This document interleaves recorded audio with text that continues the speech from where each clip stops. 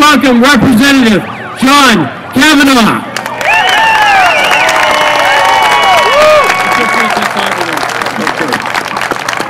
All right. Thank you very much. And I need to make a slight correction.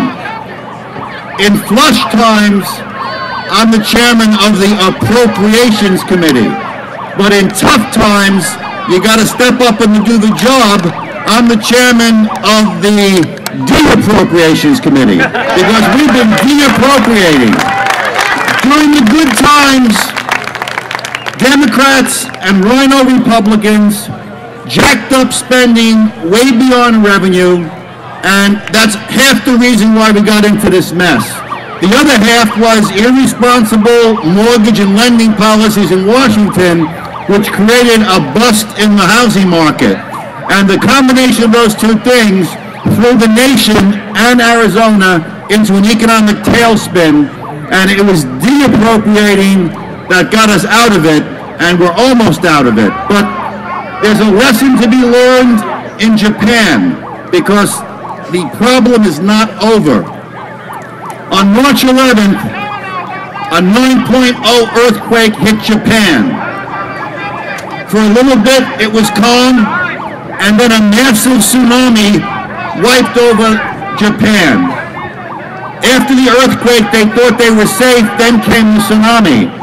We had a similar situation here in Arizona economically. In 2008, an economic earthquake downturn hit Arizona, and the aftershocks only stopped a few months ago. The budget that we passed this year, after cutting over $3 billion in unnecessary state spending, is finally balanced. That was the earthquake. The 12th fiscal year is going to be the calm, but it's the kind of calm that occurred in Japan between the earthquake and the tsunami, because in 13, that temporary sales tax goes away, and we wind up $600 million short in revenue. That's the tsunami. The tax and spend crowd is going to look at the budget next year, the calm period, and say, hey, we have $260 million more revenue this year than last. And that's true, because the economy is coming back. But they are going to want to take that money, and they're going to want to spend it again, because all they know how to do is spend. They don't want to recognize that even though we're going to have $260 million extra next year, the year after, when that temporary sales tax goes away, thank God, we're going to have a $600 million hole.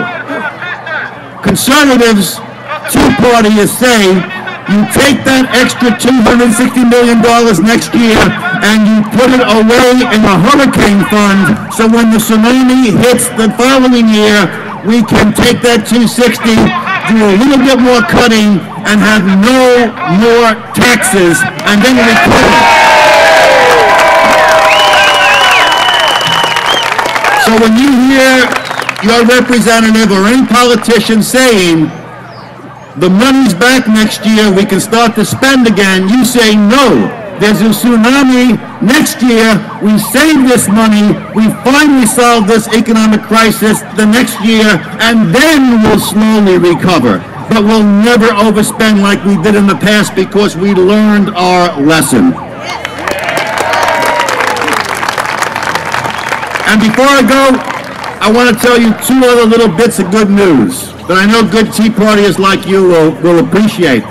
Illegal immigration is a big part of the economic problem. They're a drain on our social services, a drain on our criminal justice system, and a bill that I put through the legislature that should pass this week is going to be an excellent new tool.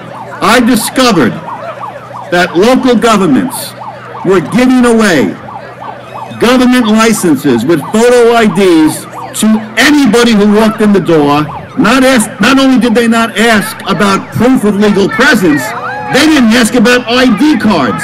and they were issuing photo IDs for food handlers. We changed the law.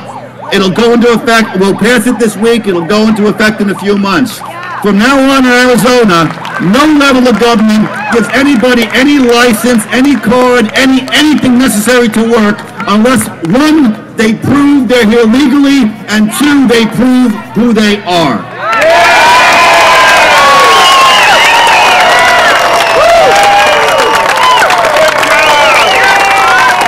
And finally, if you look over to your right,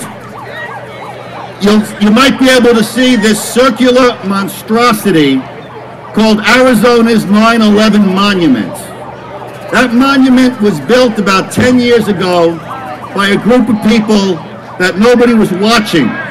And when that monument went up, it contained the most controversial, unpatriotic, un-American phrases that anybody could ever hear, and that had no place anywhere, much less on a memorial to the people who died on 9/11.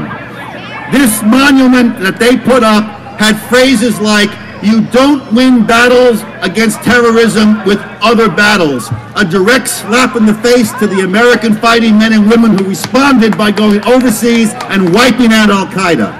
It had "Don't bomb back," all sorts of horrible phrases.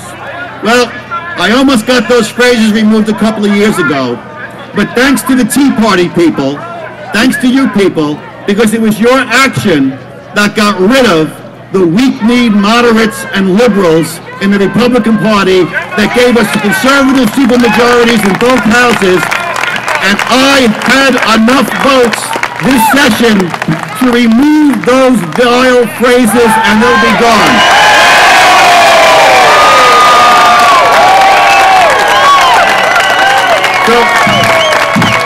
So just let me say, be vigilant, keep everybody's feet to the fire, even people you trust. God bless you, God bless America.